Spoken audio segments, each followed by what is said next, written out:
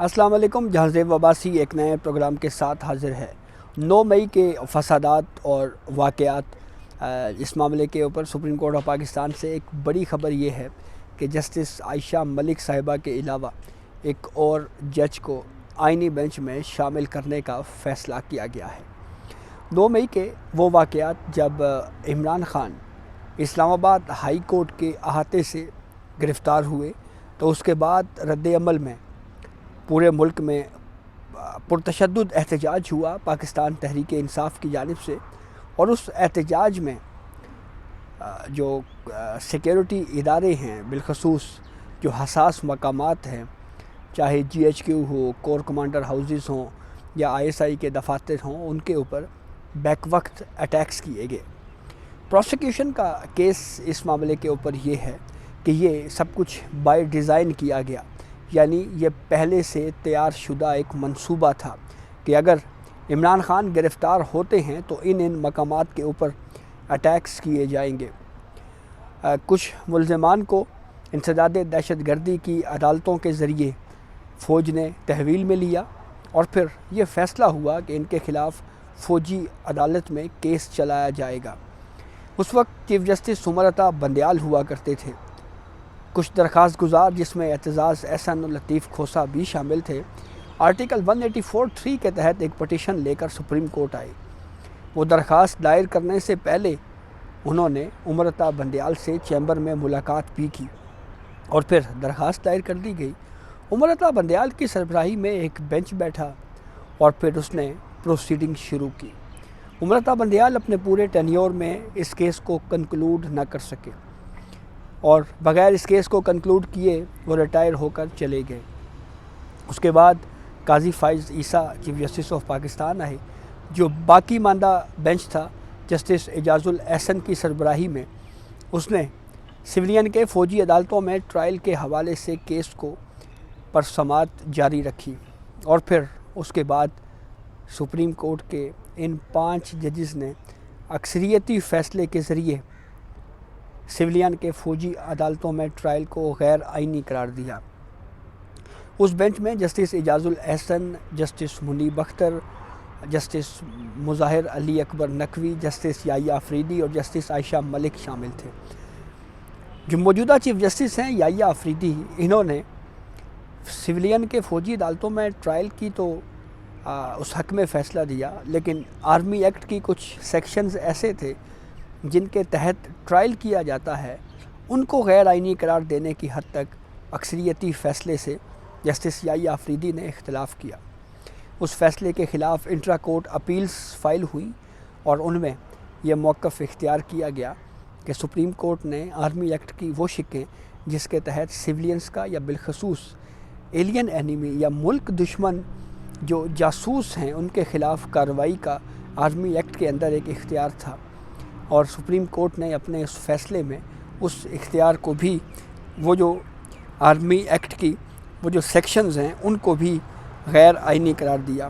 اس لیے یہ فیصلہ درست نہیں ہے، اس کو کالعدم قرار دیا جائے. پہلے فیز میں یہ کیس سماعت کے لیے مقرر ہوا. جسٹس سردار طارق مسعود کی سربراہی میں بینچ کیس سنتا رہا. پوری اس پروسیڈنگ کے دوران ایک بات بہرحال دیکھی گئی کہ اس کیس میں جو وکلاء پیش ہوتے رہے ہیں، ان کی جانب سے کہیں نہ کہیں اس طرح کی حکمت عملی ضرور غیر محسوس انداز میں فیل کی گئی کہ شاید وہ نہیں چاہتے کہ یہ کیس کبھی کنکلوڈ ہو پائے.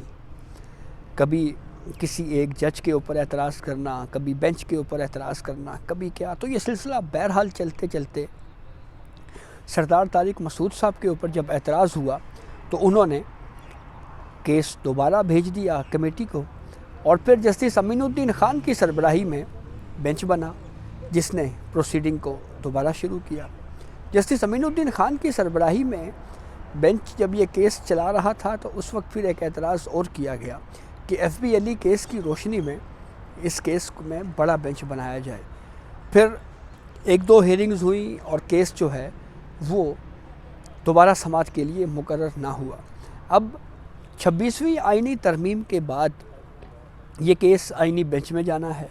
آئینی بینچ میں جب یہ کیس جانے کے لیے ایک کمیٹی اجلاس ہوا جو کہ آئینی ججز پر مشتمل ہے، جس میں جسٹس امین الدین خان، جسٹس جمال خان مندوخیل اور جسٹس محمد علی مظہر شامل ہیں۔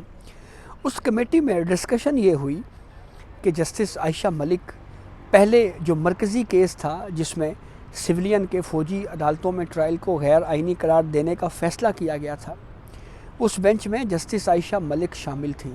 اس لیے فوجی عدالتوں میں سویلین کے ٹرائل کے حوالے سے جو انٹرا کورٹ اپیلیں ہیں، اس کیس پر سماعت کے لیے جو 7 ججز آئینی بینچز کے لیے نامزد کیے گئے ہیں، ان میں جسٹس عائشہ ملک بھی شامل ہیں۔ تو اس لیے جسٹس عائشہ ملک کے بجائے کسی اور جج کو شامل کیا جانا چاہیے۔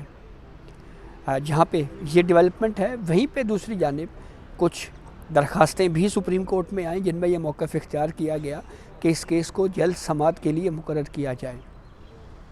اب ڈیولپمنٹ یہ ہے کہ جوڈیشل کمیشن کا 6 دسمبر کو ایک اجلاس ہونے جا رہا ہے، اور اس اجلاس میں جسٹس شاہد بلال حسن کو 7واں آئینی بینچز کے لیے جج نامزد کرنے کے معاملے کے اوپر غور کیا جائے گا، اور اگر یہ فیصلہ ہو جاتا ہے کہ جسٹس شاہد بلال حسن ہی آئینی بینچ کے جو ہے وہ جج نامزد ہیں، اکثریت سے فیصلہ ہوتا ہے یا متفقہ طور کے اوپر ہوتا ہے، یہ تو خیر جوڈیشل کمیشن نے ہی طے کرنا ہے، تو پھر اس کے بعد فوجی عدالتوں میں سویلین کا جو ٹرائل ہے وہ کیس سماعت کے لیے مقرر ہوگا، اور اس بینچ میں جسٹس عائشہ ملک نہیں ہیں۔ یہی وجہ ہے کہ جسٹس عائشہ ملک جو ہیں ان کے بجائے اب جسٹس شاہد بلال حسن کو اس آئینی بینچ میں شامل کرنے کا فیصلہ کیا گیا ہے۔ 6 دسمبر جمعے کے روز یہ 4 بجے سپریم کورٹ اسلام آباد کے کمیٹی روم میں یہ اجلاس ہوگا، اور اس اجلاس میں جو ہے وہ غور کیا جائے گا جسٹس شاہد بلال حسن کو آئینی بینچ کے طور کے اوپر نامزد کرنے کے لیے۔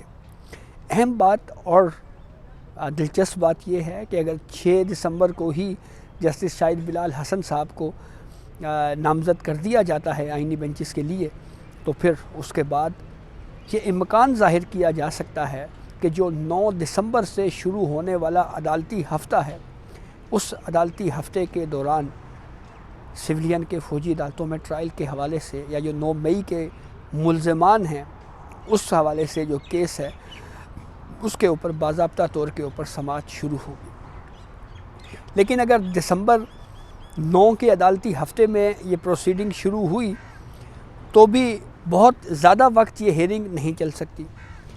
اس کی وجہ یہ ہے کہ بیچ میں پھر کچھ دنوں کا ہمیں گیپ آتا ہوا نظر آ رہا ہے کہ 18 دسمبر سے 31 دسمبر تک سردیوں کی چھٹیوں کا اعلان بھی ہو چکا ہے، تو پھر ممکنہ طور کے اوپر یہ معاملہ جا سکتا ہے جنوری پہ۔ کچھ اور بھی اہم کیس ہیں جیسے مخصوص نشستوں کے حوالے سے کیس ہے، اس کو بھی سماعت کے لیے مقرر ہونا ہے، ابھی وہ بھی خاصا اہمیت کا حامل کیس ہے۔ تو دیکھنا یہ ہے کہ یہ وہ کیس کب سماعت کے لیے مقرر ہوتا ہے۔ تو یہ اب تک کی اپڈیٹ تھی جس سے ہم نے آپ کو آگاہ کیا۔ اپنے فیڈ بیک سے ضرور آگاہ کیجیے گا۔ اجازت دیجیے، اللہ حافظ۔